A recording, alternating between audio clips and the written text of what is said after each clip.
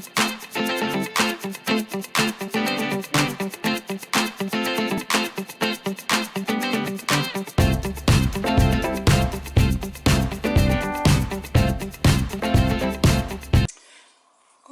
everybody, this is DearMamaSal, and I thought I'd give you an update on my green onions.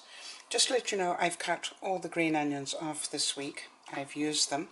I sent a whole stack downstairs, and as you can see, I've got 1, 2, 3, 4, 5, 6 new ones growing that I can use this week. Now I had to change it into a bigger glass because guess what? The roots are growing. So that was pretty awesome. So it's definitely working. We started this experiment on January the 30th, so this is 2 weeks old now. And so far I haven't had to buy any more spring onions. However, here's what I thought. If it works for green onions, would it also work for leeks? Now, for those of you who don't know leeks are great, interesting things because they look pretty prehistoric in my view.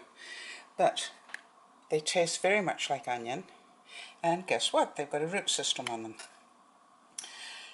And they seem to grow from the inside out. In other words, the new growth is on the inside.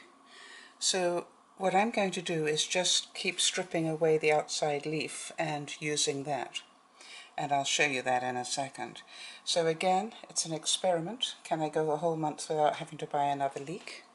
If the answer is yes, I've started my hydroponic gardening on my windowsill. By the way, I did just add a little bit of fertilizer, some just, flower fertilizer into the water today because I thought maybe I should be feeding them. By the way, that isn't part of my wonderful green thumb thing. I'm trying to keep this orchid alive, and it really is having a problem. It may just die on me. I'm not going to eat it. Okay, so there we go. Let's see if the leeks work as well.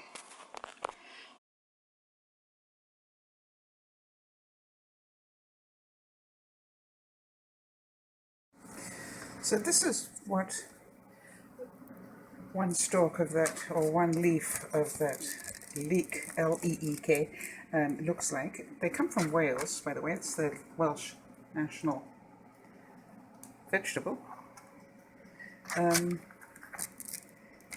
And they're just a really useful vegetable to have. They last a long time in the fridge, but they freeze really well. But now I'm going to see whether we can do this and keep it absolutely fresh and organic. So I'm just going to chop that up. And there we are. This is just that one sleeve, if you like, that one leaf chopped up. What I like about having leeks in a meal as opposed to onions is you don't cry with leeks. Get the taste, but no crying. So I'm going to add that in with the other onions, the green onions that I've got. What I'm doing is I'm just preparing little bowls of different vegetables.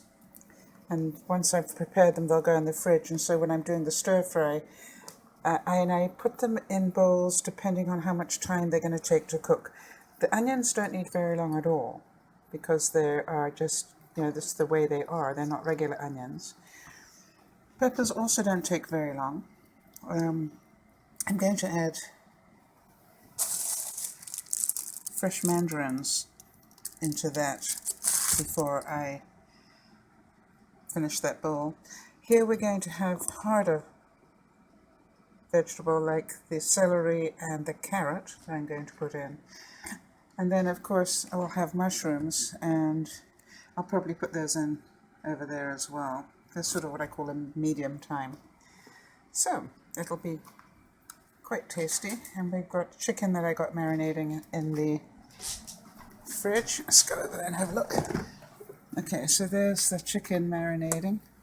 The interesting thing is I always marinate in a plastic bag because it's so much easier to just keep turning it over like that. Some homemade bread at the back. But definitely marinating in a plastic bag is much cleaner than most things, and you can just throw the bag away later. So that's going to be really tasty by tonight. And this is why I love my halogen oven. So here I am, while I've been doing all the preparation of the stuff for the stir fry tonight. This chicken has just beautifully cooked. Here it is on the one side. Oops. And here it is on the other. As you can see, it looks really good. I'm going to slice that up. Look at that. Yum. Now, in case you're wondering, did I coat them in anything? Yes, I coated them in about half a tablespoon, maybe a tablespoon of oil with, now what did I put in there? Probably a little bit of soy sauce, a little bit of lime probably. And then I just put that all in a bowl and shook it all up, coated them nicely. And that's what they look like. They're going to be tasty all week. Yum. Now something tells me some of you might want to know about this one. I really do like to use fresh mandarins when I'm cooking this sort of thing. And we've still got some in the market at the moment. But the problem is two things. This bit here is really tough. And also you want to get the pips out. So what I do is I just literally, difficult to do one-handed. Let's see if I can show you anyway. I literally just take my nail, if you like, and cut through. You can do it with a knife, obviously. Cut through this little bit here and just tear this inner section out, like this. Makes it easy to get rid of any pips that happen to be in there, and you know that the tough bit is gone. So, just a thought. So now I've cut it up into sort of little slices. Now that looks a little bit less than the rest because I'm going to eat that. I've already had one. It tastes so good. But just to let you know, so I paid $10 for 6 chicken breasts. I will feed 3 of us tonight, and then I've still got enough chicken left over for 1, 2, 3, 4, 5 servings, even though that one's a little bit less, but we know I've had half a serving of that. So that's a pretty good deal, and really no effort, just cooking it while I was preparing for tonight. So I try and do that. I try and multitask meals if I'm going to cook one, and I only really cook on Sundays. I've still got to cook a cake though. Very important part of our meal apparently is cake. And then I'm done.